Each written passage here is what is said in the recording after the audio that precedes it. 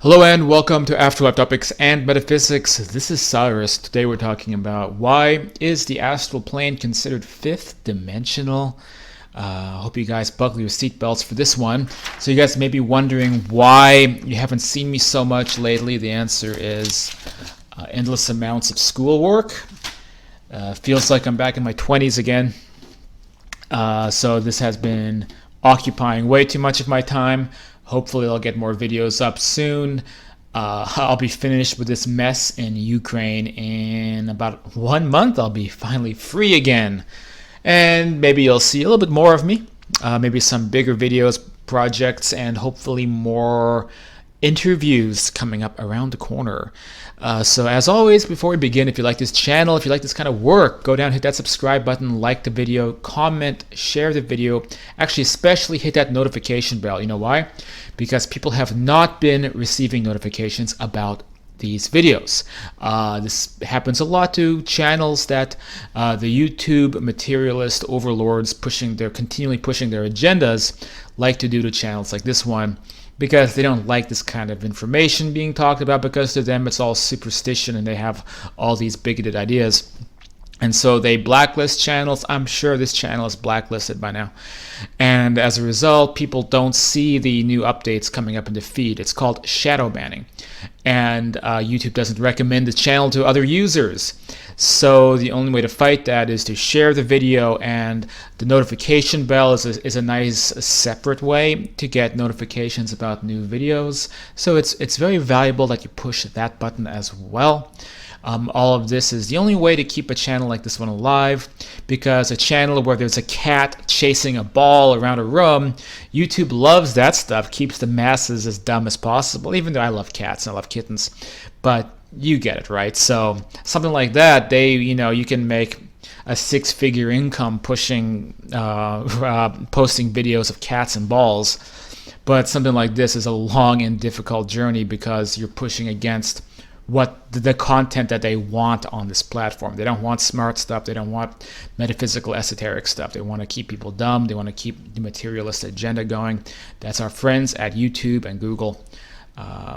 Crazy stuff. We have that Google insider talking all about their agenda pushing behind the scenes. It's really wild.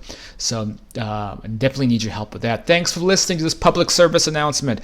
Okay, to continue with the topic. So we have a great little essay here by Vic Story, one of the contributors at Afterlife Topics, talking a little bit about, paraphrasing information about Stanford Research Institute and their exploration of astral projection remote viewing, as well as, I'll add to this as well, all the work done by CIA, working with NSA, Ingo Swann. All these experiments are the 70s, maybe early 80s. I don't know if I'm getting the time frame correct, but it's been remote viewing, the astral plane, this type of stuff. It's been classified even not only through the Stanford Research Institute, but on an official government level. Literally one of the most esoteric websites on the internet is CIA.gov. They talk about their findings through remote viewing programs, topics like ancient civilizations on Mars. And that's real stuff, and it's on the CIA website. It's one of these things where you can actually have this information given, spoon-fed to people through official sources, and still people deny it. They don't think about it. They don't comprehend it, because they're watching videos of cats chasing balls. Again, I don't mind cats, but I'm just saying this is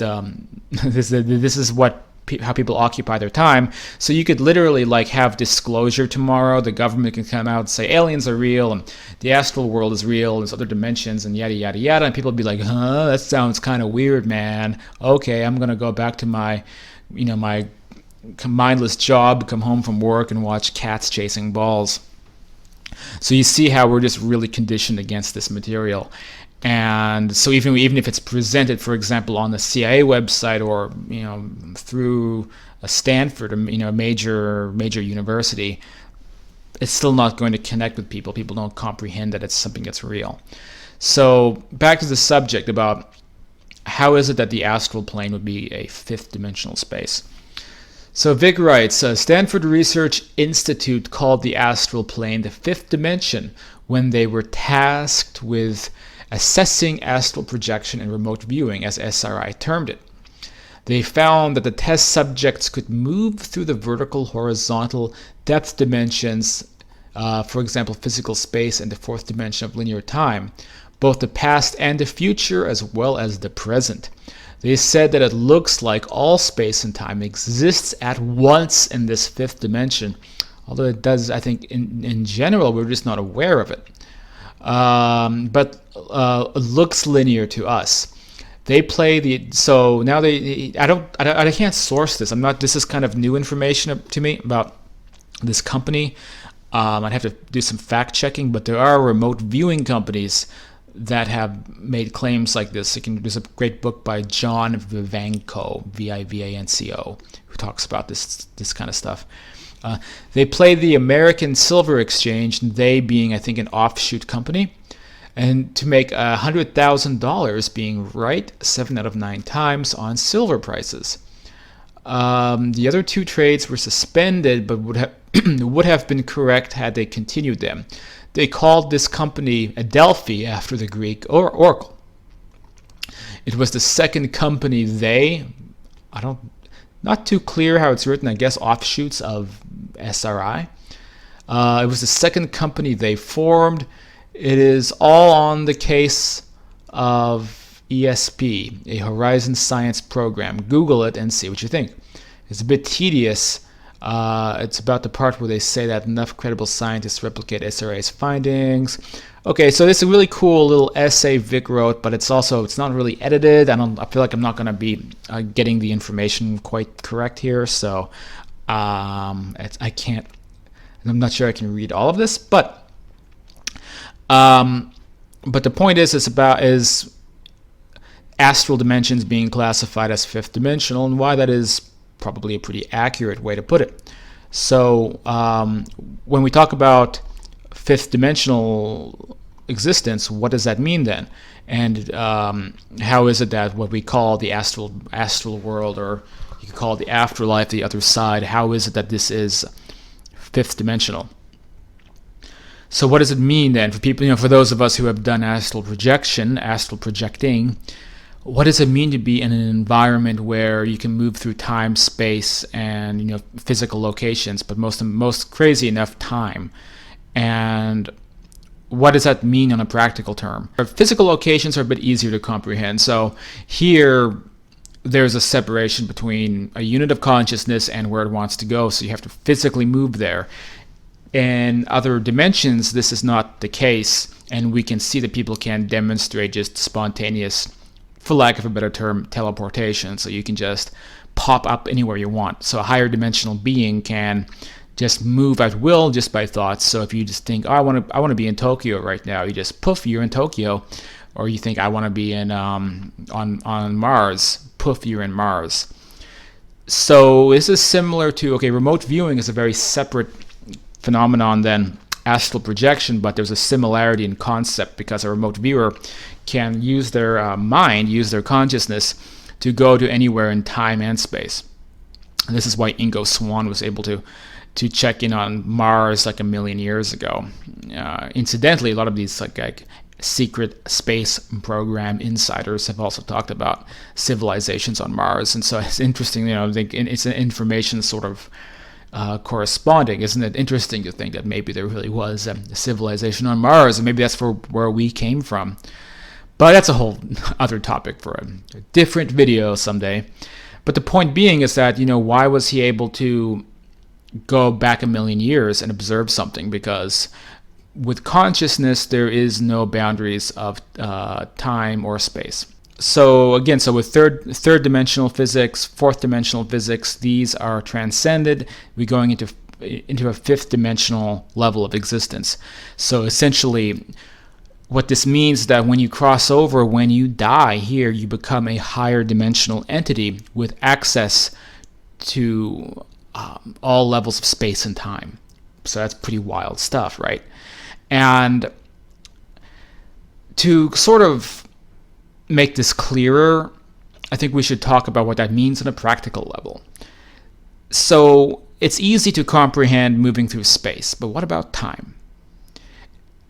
Well, what if you went to a party that you loved, and you think, that I love that party, Just like you can teleport to different spaces, you can teleport to Tokyo or you can teleport to Mars, you should be able to teleport back to the party as if it's still happening. And now this is the really difficult thing to comprehend. It's the concept that everything that's ever happened in what we call time is still happening right now. It never stops happening.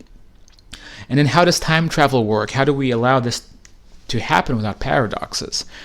Well, it could be that every single time that you access something that has already happened, then you are kind of creating a new timeline possibly. So it's not like the past affects the future, because there isn't even actually a future. It's just this endless, infinite tapestry of stuff happening that you can access at any point, at any quote time.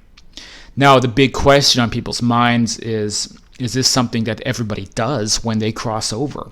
When you leave this this earth plane and move in to become a higher dimensional entity. Is that something that people just do willy-nilly? The answer is I don't quite know, because in my experiences astral projecting, I have never heard somebody say that they're doing this. We hear about, through mediums and through other projectors and even some NDEs, people accessing like these Akashic Hall records where they're able to go and look at things from the past. What that indicates to me is that average people on that side may not have access to that ability, so they actually have to use a kind of technology to be able to access points in the past, in which case they may not be like fully interacting with it, but they might just be plugging their minds into some kind of an apparatus or a machine to be able to have like a virtual experience at any point in the past. So it's like a technology that's using this natural principle. So the technology is outside of time and space completely, or it's accessing a multi-dimensional property like this, and then people living in these other realms, they can use that technology to access and look at things. So I hear this again and again. Even I was just listening to, I think it was his name, Joe Quinn, one of these mediums, talking about his experiences, what spirits have told him. They told him this, it's the same thing. I've heard this through NDEs, as well as people who do very controlled OBEs or being taken by spiritual guides. They've all reported this technology as existing, which means I think that the average person does not have the ability necessarily to move in and out of time. They can move through space very easily. They can teleport and do these types of things, but I don't know if time travel is built into the level of consciousness most of us are at when we cross over. I do think, though, that we can develop that skill, and then some people may be very talented and then just doing this quite naturally, and it would maybe even be a very impressive thing, where they decide they're going to, they wake up and decide, oh, I love that party I went to, they go back to it, or I'm going to go back and do this that I was doing last week. Like they have complete control over any location in time. And so I do think we all have that capability. So on the so-called astral plane, it is a fifth dimensional existence, because you have that ability, even if individual souls living in that existence maybe are not quite up to speed to be able to perform that activity. Although I do think that then as you develop in consciousness and power, you may end up with that ability. So you can just go, just using your mind, go to any point, any perspective, and then you'll be there and interacting in that environment again, even if it happened, quote, a long time ago.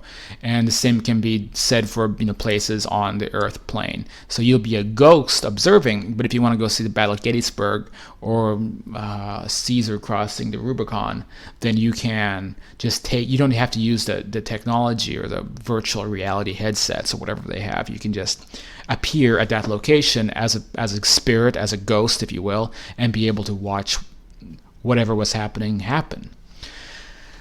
So now we are at the point where we can say confidently that, okay, so the other side is a fifth dimensional existence, and those of us who live on that side are higher dimensional, hyperdimensional entities. That is what we become. Now, what's very funny is you can be a higher dimensional, hyperdimensional entity who can exist in a fifth dimension and still be working a crummy job flipping Astral hamburgers at Astral Burger King, which is very strange, but it's something those of us who have had a lot of OBEs can attest to, which is that for a lot of people, life kind of can continue as it does here. So you wake up, or maybe you don't wake up if you don't sleep, you teleport to your job, get dressed, and flip Astral hamburgers, and then come back and watch the Astral nightly news, and maybe you've developed some special consciousness skills, and you decide you want to go back to that party that you went to last week, and so you transcend space and time and go back and then come back to the location you were in before, and you have doing all these crazy extra dimensional activities, but your life kind of looks like how it does here, right? Pretty weird to comprehend that you can be existing in this higher dimensional level and kind of going about life as you used to. I'm not saying that this is everybody's fate, but what I'm saying is that most people, the people watching the cat videos all day on YouTube, because they didn't expand their mind at all, they're just kind of stuck in one way of being. They do what's the most comfortable for them, and then this has created an entire civilization that more or less matches this civilization. Now, if every single person here were practicing these subjects and were out expanding their consciousness, and if we had a more evolved civilization, maybe a lot of us would be crossing over, and we would all be these like higher dimensional, very advanced, developed entities, souls. But that's not where we're at, and I always say I think there's good and bad about that too, because it is nice in the sense that in human civilization, for all its problems, we create great art, great music, a lot of creativity. There's a lot that we do that is very, very valuable, and I think valuable even on a cosmic scale. And sometimes I don't want to say stupidity, but our lack of awareness lends to those abilities, in the sense that we're very, very focused on our lives and our culture. And this allows us to create things that maybe we wouldn't be able to create otherwise. So it's not all bad that it's this way. I think that it can also be very fun. Imagine the idea of being in a hyperdimensional version of this planet, and that's basically what the astral world is in a nutshell. It's a higher dimensional version of the same stuff that we have here. And when you think about it, that could be very, very fun, because think about the fun stuff that we create here, and imagine being able to do all of that without limitations. And that is what the other side is like. And so it's not. I always love to stress this point. It's not a illusion. People don't become all-knowing, all-powerful, omniscient entities when they cross over. They have that within them, I suppose, to be able to fully operate in 5D space and have those kind of, if you want to call it, godlike powers or manifestation powers, or the ability to go to any point in time and space, and on a instantaneous level. So we have that capability built inside of us, but we don't tap into that, and most people don't want to. And I hate to use the word time, because we know time isn't linear, but it takes time to develop those skills. And just because time is not linear doesn't mean that there is not a sequence of events. And when we talk about going to any point in time, it basically means that the past and the present are fused together. But it doesn't mean that the future is necessarily. I think that people can make predictions about the future, but these are all timelines that have not been solidified yet. And so because the future hasn't been written, so to speak, it would mean that you have to still create that future. And so if you learn a skill, you can't just go into the future and then already know the skill. You have to actually put in the work to learn the skill. And again, we know this just from studying spirit communication. People can't just gain instantaneous power and insight and ability. It's like they actually have to put in the work still to be able to accomplish things, which we could measure, roughly speaking, as a form of time. So how long does it take to master whatever it is you want to master while you exist on that side? If it's not instantaneous, then you are still within a condition of something that we could call time, but it's not it's not going to pass the same way as here because we don't have the day and night cycles and the calendar time. So I think it's less tedious. So all this schoolwork that I have to do, I won't be like, oh god, I only have 1 month left until I'm done with this crap. Because if we're not really gauging things on a monthly basis, I think it would go by a lot quicker, wouldn't it? Because we're not tuned into that mode of thinking, I suppose. So this has been probably a lot to digest. You may want to turn the video off and go and digest it. But in the meantime, I do thank you for watching this, and I'll have more stuff out soon. If you like some of the crazy stuff I have to say, I know I have a book laying around here somewhere, don't I? Yeah. You can pick up books like my more recent one, The Afterlife and Beyond. You can support the work by becoming a patron. So head over to patreon.com/afterlifetopics or sign up as a student at afterlifetopics.com/university or book a consultation with me to learn about these subjects in more detail and discuss how to obtain out-of-body experiences, astral projection states, contacting deceased loved ones, this kind of stuff. That's what matters most, is our loved ones. It's why we do this stuff. It's why I do this stuff. Some people are just in it for the power or self-progression. I care about other people, and I care about being in touch with my family, most of whom have passed away in this world. And so that's kind of why I care about this subject so much, although we all have different motivations, I suppose. Okay, so that's it for this video. Thanks for watching, and I'll catch you guys hopefully real soon.